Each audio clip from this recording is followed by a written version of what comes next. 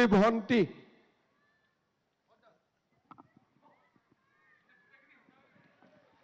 সকলোকে ধন্যবাদ জয় হিন্দ মুখ্যমন্ত্ৰী মহোদয়ক তেখেতৰ মুখ্য অতিথিৰ ভাষণ প্ৰদান কৰাৰ কাৰণে আন্তৰিক ধন্যবাদ আৰু কৃতজ্ঞতা জ্ঞাপন কৰিছোঁ আৰু এতিয়া আমাৰ পাছৰ কাৰ্যসূচীলৈ আগবাঢ়ি যাব বিচাৰিছোঁ এতিয়া আছে মুখ্যমন্ত্ৰী মহিলা উদ্যমিতা অভিযান আঁচনিৰ অধীনত আত্মসহায়ক গোটৰ মহিলাসকলক উদ্যমিতা পুঁজিৰ চেক বিতৰণ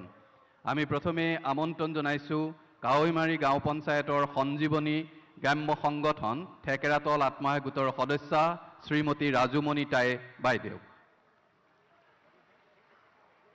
শ্ৰীমণি ৰাজুমণি টাই বাইদেউ তেখেতে মুখ্যমন্ত্ৰী মহোদয়ৰ পৰা তেখেতৰ চেক গ্ৰহণ কৰিব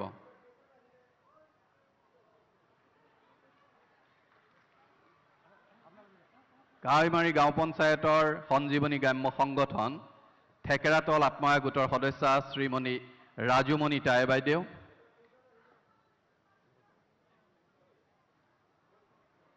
ইয়াৰ পাছত ৰুদ্ৰসাগৰ গাঁও পঞ্চায়তৰ সতীৰাধিকা গ্ৰাম্য সংগঠনৰ জয়শ্ৰী আত্মসহায়ক গোটৰ সদস্যা শ্ৰীমতী মিনু দাস মহোদয়া তেখেতক আমি মুখ্যমন্ত্ৰী মহোদয়ৰ পৰা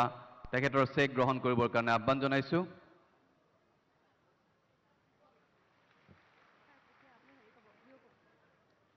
ইয়াৰ পাছতেই শিৱসাগৰ পৌৰসভা 10 নং ৱাৰ্ডৰ ৰাংঢলী আত্মসহায়ক গোটৰ সদস্যা